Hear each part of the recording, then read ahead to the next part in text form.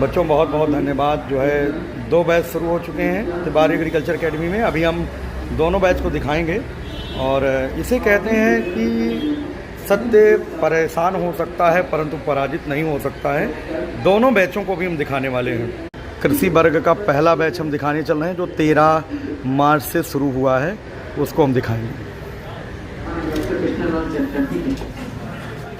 तो 3 तो जनक आपके लिए पर्याप्त है। कितने? 3 जनक है। Doctor K L. चट्टर। तो अगर फादर ऑफ हॉर्टिकल्चर कोई कंडीशन न दी जाए, क्या न दी जाए? कोई कंडीशन न दी जाए तो फादर ऑफ हॉर्टिकल्चर कौन है? एल.एच. वैली। और दूसरा अगर father of horticulture in India या father of Indian horticulture L H. Valley.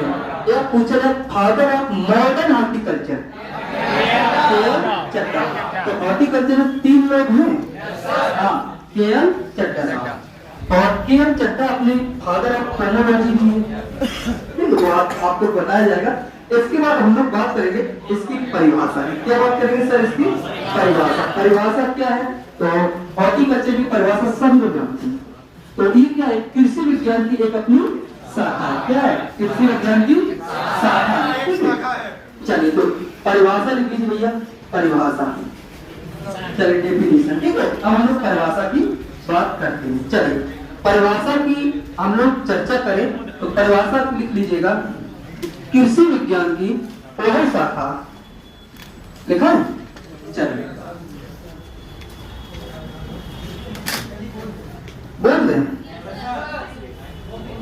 बच्चों, आज जो बैच शुरू हुआ है दूसरा बैच, वो भी बिल्कुल फुल हो चुका है।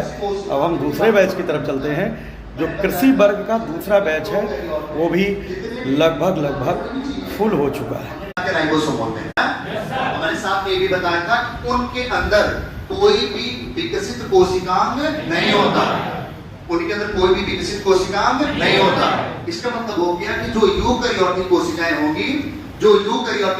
होंगी, उनके अंदर विकसित प्रकार के केंद्रक झिल्ली और विकसित प्रकार के कोशिकांग पाए जाएंगे। पाए जाएंगे। इसका मतलब हो गया बेटा, जो हम यूकैरियोट पढ़ रहे हैं, क्या पढ़ रहे हैं? यूकैरियोट। क्या पढ़ रहे हैं? यूकैरियोट। क्या उनके अंदर कोशिकांग होगा? Yes sir.